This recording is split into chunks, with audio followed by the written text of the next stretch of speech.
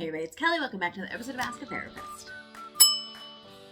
The question was posed to me recently, does the world hate queerness or does the world hate, women?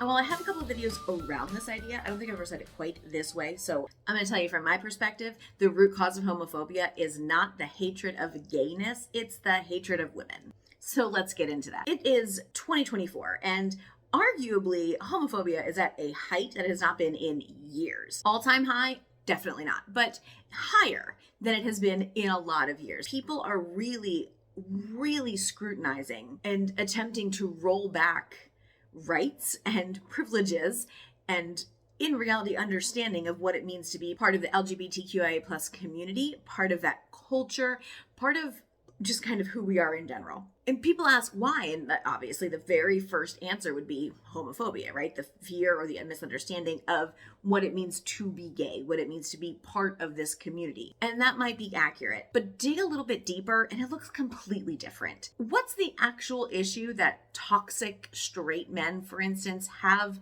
with gay men? The idea of being gay disrupts the entire male normative narrative. And make no mistake, the normative narrative out there is male-centric. People being queer does not disrupt a female narrative. It only disrupts the male narrative. But if you look at the things that gay men are criticized for, it's the same thing that are seen in women as weak. When being effeminate as a gay man is spoken of negatively, it's spoken of in likeness as a woman, like being like a woman. And it's said so negatively with nicknames or criticism. Like it's so very offensive that someone who's been given this right to be a man would callously throw it away and be like a woman. What? For so many, it really does come down to the act of sex. And if in the act of sex you are receiving, playing the part of a woman, that is like the ultimate betrayal of your male-centric narrative, of your masculinity, if you will, is to be like a woman in that scenario. Which is also why in any of the very, very inappropriate jokes you will hear about gay male sex, there's a lot of focus on giving and receiving and the negativity that expressed about who is in what role. Think about it. Think about the things that they say about who is in what role and the assumption that those roles even have to exist in the first place. Again, that understanding is completely through a straight male lens. That's the entire understanding of how sex can be, period. When we look at how lesbians are treated, it's the same way. If you have a masked lesbian, they are treated with just as much disdain because how dare you, person who was not born male, adopt any kind of male characteristics? How dare you have any kind of masculinity in you at all? You don't have the right to that. You were not born that way, and you don't get to embody that. That's only for the men. These are the implicit things that are said in any negative thing that is out there said towards any woman, queer or not, that possesses what society would typically call a more masculine trait. I want to show you a video because this does not just exist with men. This exists very toxically with women. I shockingly came across this video on TikTok, and this woman pops up every now and then. I can't explain her deal. And again, because of being a therapist, when I show you these videos, I am not trying to dissect this person because this person is very real. I am dissecting this person's argument and the comments left on said video. Let's watch. What's up, my guys? Here's a term we should all become familiar with: toxic femininity. If you're a woman listening to this, hear me out before you get your panties in a bunch. Since our society only chooses to focus on toxic masculinity, I'm here. We're gonna stop there. I want to decode some of this language for you. The term panties, which is why I hate this word so much, it's intentionally used to degrade the person you're talking to, because panties is a word that is used for women's underwear. And the way she says it, before you get your panties in a bunch, it's said so disdainfully and in such an air of speaking down to the person you're talking to. You're establishing yourself in a role of dominance.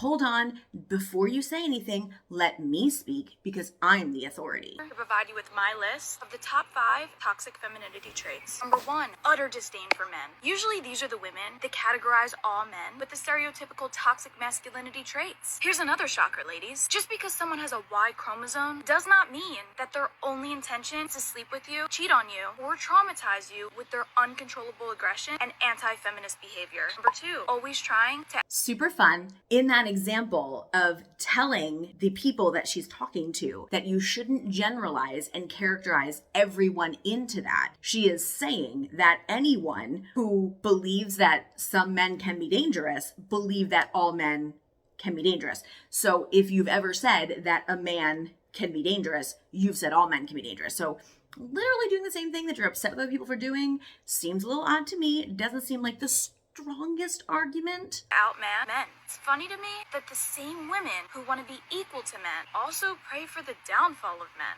Amazing how that works. Ladies, if you spend your entire life trying to prove to men that you can be better than them, you'll attract none of them and kickstart the extinction of the human race. Disrespect for traditional... Okay.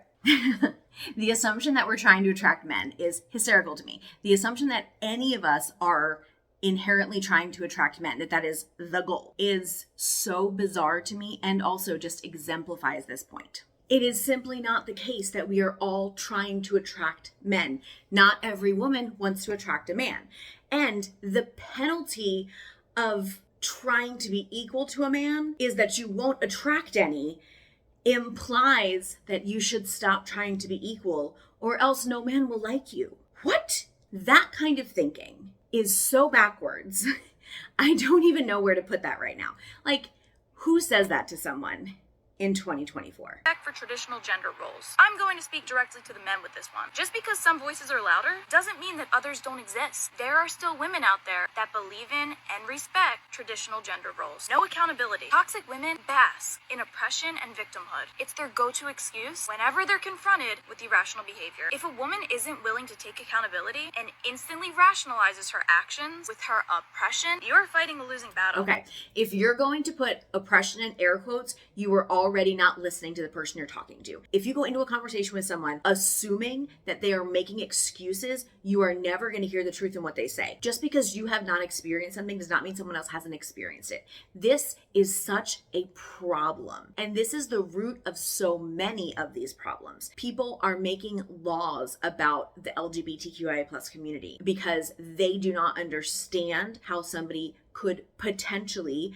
not be straight. People make laws about the bodies of people who are trans because they do not understand that you might not resonate with the sex you were assigned at birth. People make laws about women's bodies because they don't understand what it's like to be in a woman's body. Just because you haven't experienced it doesn't mean it's not a truth. And seeking out other people's experiences, believing other people's experiences to be true because they experienced it, that's where society moves the needle. You can't move a needle in any direction until that happens. And videos like this, conversations like these, make it harder to ever move that needle. And lastly, inflated egos. These are the women that have literally no respect for themselves, but feel that because they're a woman, they deserve nothing less than a Wall Street billionaire with a purity ring who agrees with literally everything they say. What? How are we judging when women don't have respect for themselves? Like, are we judging it based on, like, if I have respect for myself, I would do this, and so they're doing this other things that means they don't have respect for themselves? Because that's not a measure you can put on everybody. I don't even know what to say about that last one, like the inflated egos. What do you mean you deserve? What is that? Like, ranking people and stay in your lane and, like, don't pick somebody out of your league? Like, what is that? How are we still having these conversations in 2024? How are we still looking at people and saying, you're a 10, you're an 8, you're a solid 4 on a good day? What is that? Is how I'm bringing this back around. The comments on this video are flooring to me. And they could be curated. The creator very well could have gone all the way back through them and deleted all the ones that disagreed with her or whatever, but they're all from men, first of all. Secondly, they're all like, it's always the 10s. They all are calling her a 10, and she's beautiful, obviously.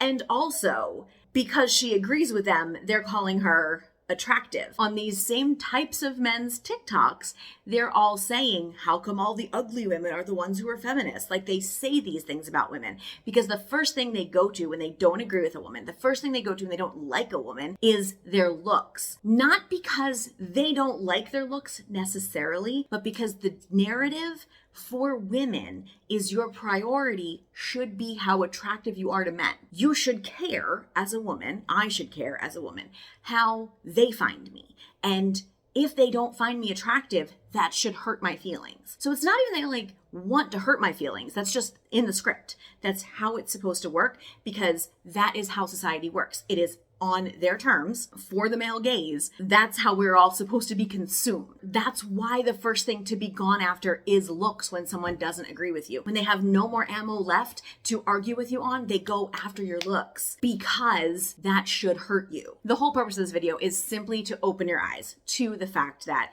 the root of homophobia at this point in the world right now is actually an anti-woman stance. It's actually about not liking women. It's anything that is effeminate, anything that is not of men is negative to them. That's a problem. That's a problem that needs to be fixed. And that's a problem that is so deeply rooted in our society, in our culture, in our history, that the untangling of that is going to be difficult and it's going to take a lot of time. All right, that's it for today. Thank you so much for being here. I will see you all next time. And until then, take care of yourselves and each other.